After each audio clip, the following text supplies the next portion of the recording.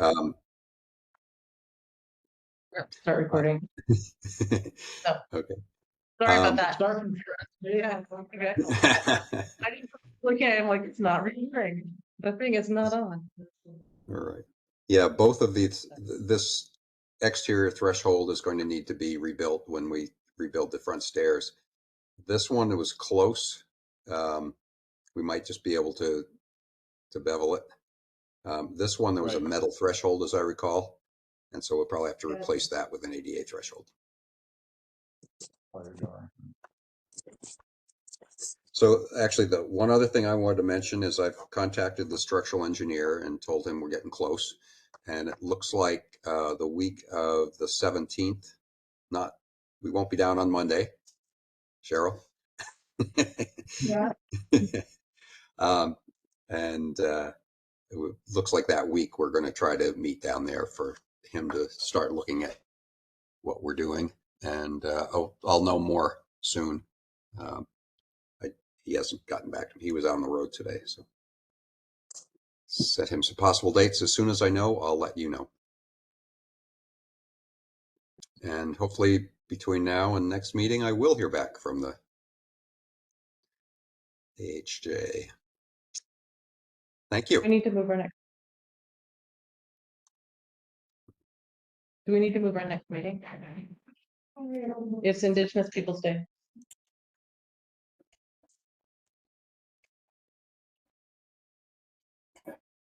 What, October 13th? Yeah. Why can't we meet on the holiday?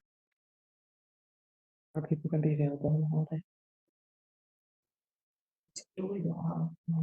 The office open on holiday? Even though it's a federal holiday, we're open. No school that day. No, I just assumed that since everybody's closed, that the office would be closed. No. No. Yeah, instead of Columbus Day, it's now it's Columbus Day, Indigenous Day, whatever it's called. Yeah. Yeah.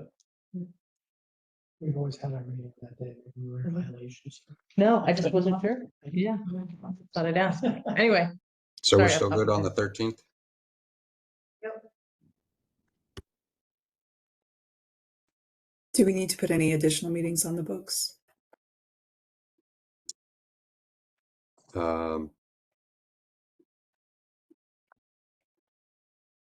Let's see. Sorry, get that in there. Save. Okay. I will be leaving that Friday, and I won't be back until the 27th. Actually, 28th, I'll be back. I get back about midnight on the 27th, so that won't help. So my next meeting date after that would be the 3rd. Yeah, we should just move to the 10th. What if we do the 10th? Follow that next meeting on the 10th. Yep. Sorry, I'll be on for wish. Good. By leave 7 by leave. We should be well into construction documents by then if everything works well. Actually come back and saw him talk. Yeah. Don't do anything yet. We have to get funding. Yeah. We have no idea when that'll be. Excellent. Okay. Thank you. Sounds And good. Sarah, I did send you another email about the invoicing stuff. So. Awesome. Thank you so much. Yep. Yeah. Thank you. Thank you, Doug. Good night. Thank you. Thank you.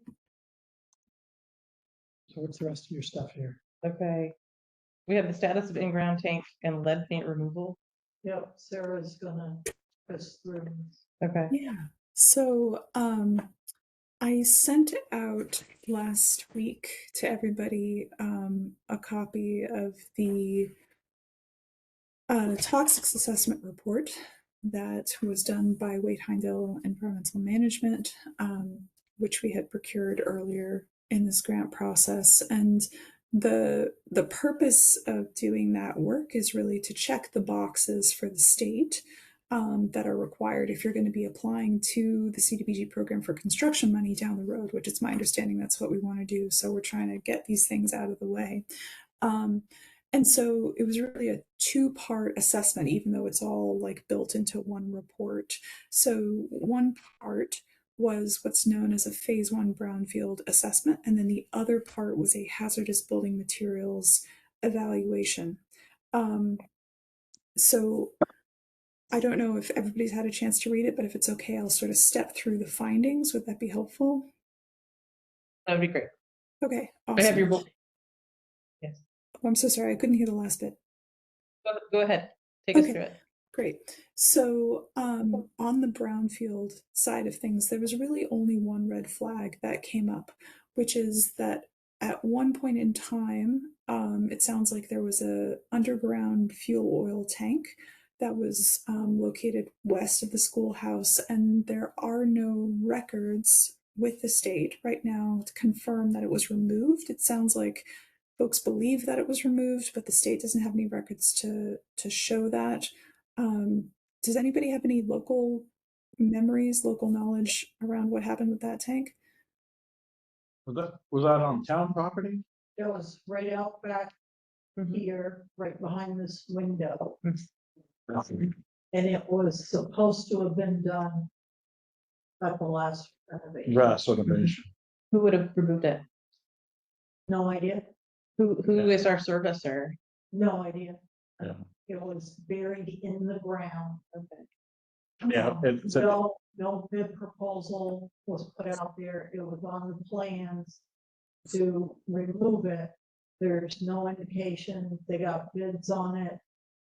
No contact information, nothing. Okay. I looked on the state site everywhere and there's And they did it, they did some new foundations and they redid it, right? no, Was that when it was in use as a school, or was that since it's been?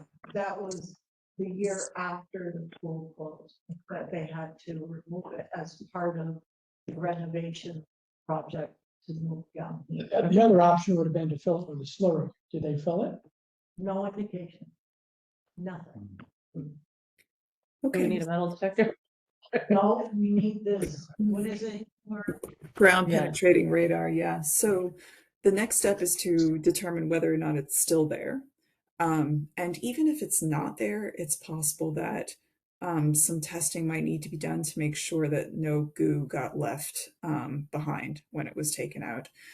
So that's going to be the next step in this process. And in terms of funding to help with that, typically there are two sources of assessment funding that you can go to help with this particular issue. One would be our office, and the other would be the state. Usually our office would be able to help with this kind of thing. However, I don't think that this site meets the requirements of our regional brownfields program, which requires that like there be a change of use of the property. That's like the threshold criteria for us putting money into a property using our regional grant funds. So unfortunately, that's not the case here. However, DEC has a number of pots of money that can help with assessment costs. So I think your next port of call is to apply for funding from DEC. And the sort of order of operations for that is, first of all, we need to get a cost estimate from Waite-Heindel Environmental Management for the next step in the process. And then that cost estimate gets submitted along with the funding application to DEC. I'm happy to assist with the funding application when it comes time for it, once we have that cost estimate in hand. I'm also happy to talk with Waite-Heindel about getting the cost estimate to support you all as you're applying for funding from DEC. DEC will ask, you know, have you talked to Rivers already to see if their funding is available? And unfortunately it's not. So that will be part of the conversation when it comes. The costs for doing this can be substantial. Typically when we're looking at, you know, investigating potential petroleum contamination, when we get into this phase of the process, we're looking at $10,000 to $20,000 typically. So it is a hefty amount. and it's worth asking for assistance. If DEC comes back and says, we can't fund this, which would be surprising because they have quite a lot of assessment funding and they want to help with situations like this. But if for some reason they don't, we can have another conversation here at the regional level, and I can see if we can make an exception to our typical rules for entering the program. So we're not just abandoning you on this, and I'm happy to support you all as you're moving through the application process for additional funding. That's the brownfield side of things. Hazardous building materials are not under DEC's jurisdiction, so they don't actually care about what happens in that realm, and they don't review reports, that sort of thing, unless it's shown that the hazardous materials have somehow impacted air quality, water quality, soil quality, which is not going to be the case here. So this is one of those things that is required by the agency that you want to eventually get grant funding out of, right? The CDBG program through the Vermont Community Development Program. But it's not something that is going to be going through DEC. That said, DEC can help with some additional materials testing costs if needed. However, I don't know that that's actually the case here. So I'm just going to step through what was found in terms of hazardous building materials. On the asbestos front, some samples were collected and nothing was found in those samples. And to cover themselves, the consultant said, well, you know, we couldn't access the ceiling tiles on the second floor, the window glazing on windows, and the front door. I guess there was some glazing on the front door that they couldn't access. And they said there might also be like asbestos and other strange cavities in the building that we're just not aware of, which is possible because, you know, old buildings, things change over time and people don't always keep track. And when you take samples for assessment, you're not poking into every single crevice in the building. That's just not feasible. So it's possible that there could be some additional stuff there. I looked back through the old reports. It looks like the second floor ceiling tiles were already tested and they didn't find anything. So I was surprised that the consultant came back with that strange flag there. But the upshot of all of this is with asbestos, you don't actually need to take any action unless the material that is suspected to contain asbestos is either already damaged or it needs to be damaged, disturbed during construction work, right? So at the moment, we don't have any material that's like visibly damaged right now that needs to be attended to. So dealing with the asbestos issue, I think, is really just a matter of making sure that when it comes time for construction, we build into the construction budget money for a certified asbestos contractor to be part of that process. So that's not a DEC thing. That's just something that gets built into the grant that we eventually write for construction. Lead paint is similar. So there was a lot of lead paint found in the process of doing the hazardous building materials assessment, some in almost every room, as I recall, and also on the exterior of the building.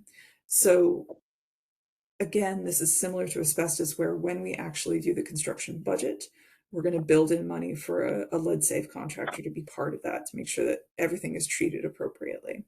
But that's not something that we're going to have to pursue with DEC. PCBs, thankfully, nothing was found in any of the samples that were collected, so I think we can just put that to bed.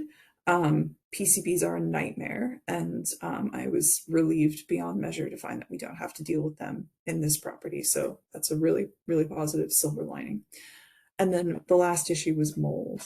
Mold showed up in the basement area, and the contractor, you know, raised a red flag that there are some significant problems that need to be addressed, which obviously helps with the structural integrity of the building if we can address those, but also it just is really important for indoor air quality as well.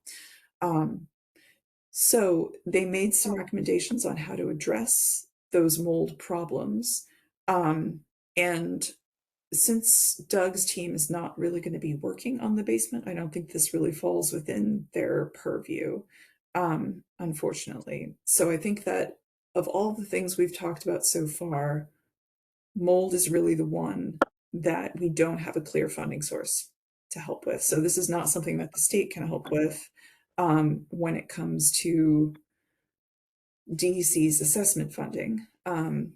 It's possible that we might be able to build it into a CDBG grant, but it's not. If we apply for a CDBG construction grant that is specifically accessibility focused, I don't know how much non-accessibility stuff we can put into that grant, if that makes sense. So that's uncertain to me. So that's the one that I really want to flag for you as being like, I don't know how we're going to fund that exactly. I do think it's worth getting a cost estimate from the contractor who did the assessment for what he thinks the work would actually cost to get it done, so that we have a stronger sense of what we're really dealing with. Does that help? Does anybody have any questions? I guess one question I have is kind of timing on this. Yeah. What, as far as the brownfield assessment and getting a plan or a removal plan or whatever, Right.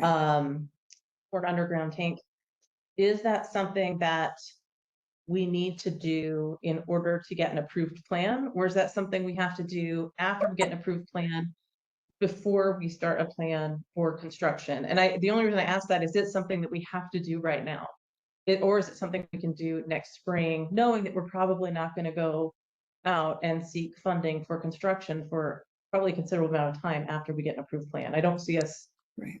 I don't know if we're going to be able to feasibly jump in and start to start breaking ground next summer or anything like that. It's going to be several years. So Right. I think I'm kind of thinking like, okay, chicken and egg, like, is this something we have to do this year? Right. Right. That's a really good question. So I would recommend that we do start this as soon as possible. Brownfield's work takes a long time, unfortunately. If you find something that is a bigger headache than you thought it was going to be, it can take a very long time, and you just don't know till you start poking holes in the ground. So the hurdle that we're facing here is that you will not be able to get a CDBG assessment, or excuse me, a CDBG accessibility construction grant until the brownfields issue is taken care of, right? Like you could be awarded a grant, but the money is not going to start flowing until you've cleared all environmental hurdles to the state's satisfaction. So in the interest of keeping things moving and recognizing that, like, heaven forbid, this is a more complicated issue than anybody anticipated. It could be a year and a half before we get to the end resolution of it, right? Hopefully not. Hopefully it's like a 6-month process. But out of caution, I would recommend getting it started sooner rather than later. Also, I don't know what DEC's assessment budget's going to look like in a year, and I would much rather the town like put in for the funding and get it locked in rather than wait and potentially be left out in the cold. We could possibly try to locate that tank out behind the building. I can't imagine that it's buried that deep in the ground. Perhaps we could try to metal detect it.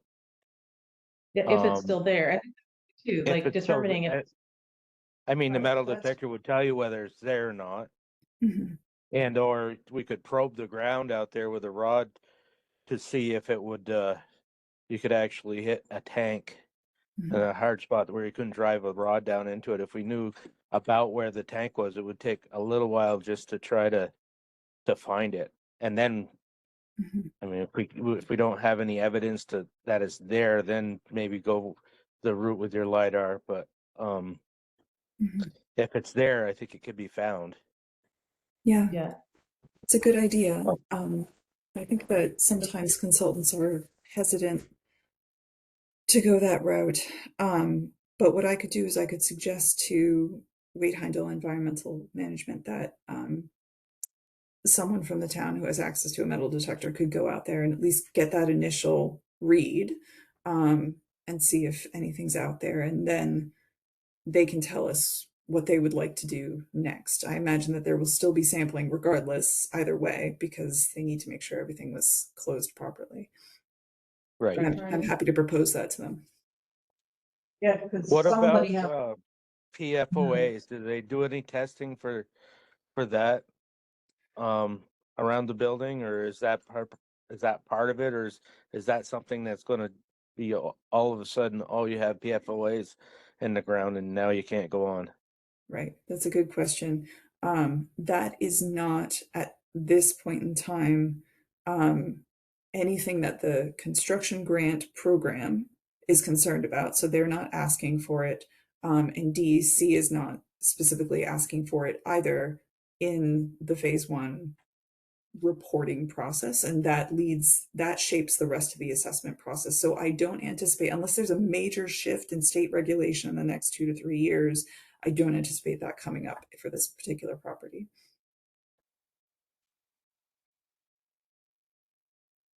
Yeah, I mean, I assume we're gonna have to do something either way, but I think if we go out and we find nothing, then we can say, well, there might not be anything there, so go ahead and look into this. If we find something, we know there's definitely something still buried in there, then we can think, okay, how much is this going to take? And maybe that would determine like how far we jump in or how soon we jump in. Understand that we should jump in, but Yeah. I just feel like there's a lot on our agenda upcoming for our select board. We are, we have some other pressing issues that we're gonna have to spend our time on. Yeah. And that are, you know, going to take up a lot of time.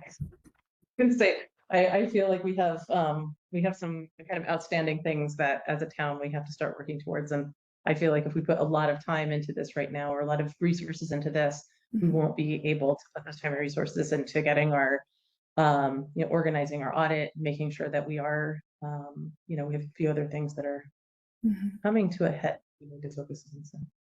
Yeah. So in terms of like the amount of bandwidth that this would take from the town, ultimately what this would look like would be you would need to fill out an application for funding assistance, which is fairly simple. And that's something that I could assist one designated person from the town. Maybe it's Cheryl. I don't know who the best person would be to fill out that application, but I could assist in getting that done. I can also assist with like these follow-up communications with WEM to figure out Wade Heindel Environmental Management to figure out next steps there.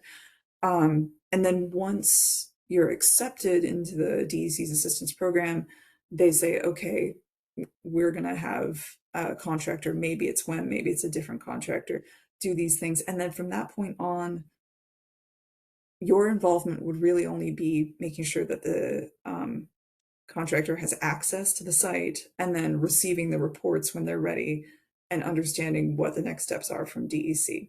So that's what would be the requirements to you. And so there can be some administrative load with that, but it's not a lot, thankfully, because most of it's all being driven by the state and the contractor. I think, if someone has capacity to go out with a metal detector now, and just a metal detector, I'm worried about driving a rod through maybe a very thin metal wall that's been rusting out in the soil for a while, but like maybe a metal detector.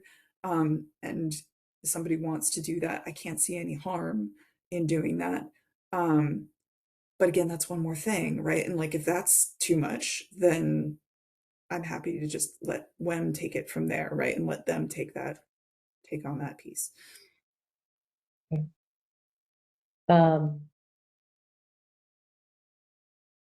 Yeah, I think let's assess that and let's table that until our next meeting, just so that we can have a little bit of time to like determine what we want to do. I personally have a metal detector and I can do it when I'm driving by if we needed to. So it's not that much. I think that one thing that we're seeing is that we're dedicating a lot of our meeting time to this project. And case in point, our last meeting, it was almost 2 hours of the meeting that was taken up with this project. We have so many other things on our agenda that we end up here very late.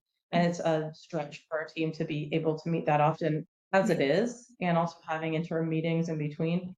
So we are getting to a point right now. It's like, okay, we need some reprieve. We need to focus on making sure, because we do not have any town auditors right now. We have one who's here right now, and so we're not going to be able to conduct our audit. So we're just really under a lot of this time. So adding another project on top of it, if it's something we could table until the spring, we would like to probably table it until the spring. Even though we know that might push us out on construction, we're not gonna have bandwidth to start that next phase until well after we have that defined plan, when we come out at the end of this current project. So that's what I'm cognizant of and that I've had feedback on. So we just want to make sure we stay on track with those things. Okay, thank you. That's helpful to understand. Okay, so I will operate under the assumption that nothing is going to happen until the spring unless you tell me otherwise. And Well, if between now and the next meeting, we determine like, yeah, there's definitely a big hunk of metal in there and we need to get rolling, then we'll be thinking a little bit differently. If we go through and we say we can't detect any metal here anywhere, let's let's roll the dice. You know what I mean? I hate to say that. Let's roll the dice and see if this is something we can table and take up later. We might look at doing that just because I know that Cheryl is taxed with a lot of stuff. We do have a fair number of people who don't have water right now in our town. There's just a lot of stuff going on. I feel like we're under a lot of pressure that is not normal right now in our towns. Yeah. Okay. Sounds good. Well, let me know what you think next time we all get together. As I noted, asbestos and lead just gets built into the construction plan later on, so no immediate action needed there. The mold piece of that, that's different, right? And so ideally there should be some action, especially when you're getting into the cold months and you're starting to close up the building too. So would it be helpful if I asked the consultant for an estimate for what they think that the work recommendations that they made would actually cost? Would that be a helpful next step? Yeah, definitely. That would be great. Because I think if there's a clear line on like, we would envision mold remediation being about X amount or something like that, it would give us something to go on. Because I think that's something we want to look at anyway, just to make sure that whoever's in the building here is, taking that into account.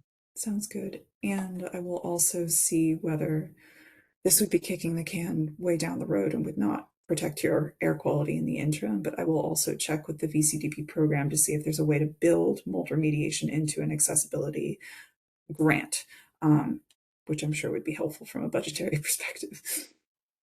Yeah, but I mean, looking at kind of the scope of it, that's generally not a huge cost. I think, some as far as like cleaning, that type of stuff, I don't know if that necessarily would be. I mean, we'd have to understand what that looks like. Yeah. I think it depending upon what their report comes back on, it's like, okay, here's what we would suggest. If they come back and say, oh, just a once over, that's one thing. If they come back and say, well, we're assuming this is going to be a whole shutdown of approximately X number of days to get it, that's a little bit different, Right. Should we? I don't think you have rotting timbers down there for both. Or like if it needs to be ionized, so we need to close up the building or something, you know what I mean? So I don't know. It would be dependent upon what the recommendation is. Yeah. Okay. Getting Okay. pouring out of there And treating. and washing the signs and posts that are in there. I called the engineering it out, getting rid of the room. Yeah. I And want what to visit Surf Pro, yeah, which isn't that bad. because they did the basement down here after Irene. They did a fantastic. Yeah. And it was that expensive. Okay. So. Yeah, that would be good to see. Okay, that sounds good. I will follow up on that piece of it. The other thing I wanted to ask briefly, because I know you all are very busy, is has anybody logged any time outside of select board meetings since we last talked? Because I have to put in another requisition. I have to report to the state. Cheryl, have you had? Our gave Sarah my. Yep, I've got You Cheryl's did? stuff. Yeah, and I finally got Nancy to fill in an hour. Okay, good. Yeah, other than just reading what's coming across, I can't really say I've done a lot more on it. I wouldn't say there's too much other than what we've done in our meetings. So Okay. Yeah, I've just read over your emails and I really hadn't taken that much time to do that. So Okay. All right. Thank you. That's helpful. I hope to put in a requisite. We're trying to figure out an invoicing issue with GVV Architects at the moment. And I've been working with Cheryl and Nancy on that. But once that gets straightened out, we'll hopefully put in a requisition, maybe even by the end of this week. And then we can get another flush of money in. But Great. So that's all I had. Does anybody have anything for me before I leave you in peace? Awesome. Thank you, Sarah, for all your help. I don't have anything Yeah. else. I don't have anything else. Thank you. Awesome. Thank you all. Take good care. Bye-bye.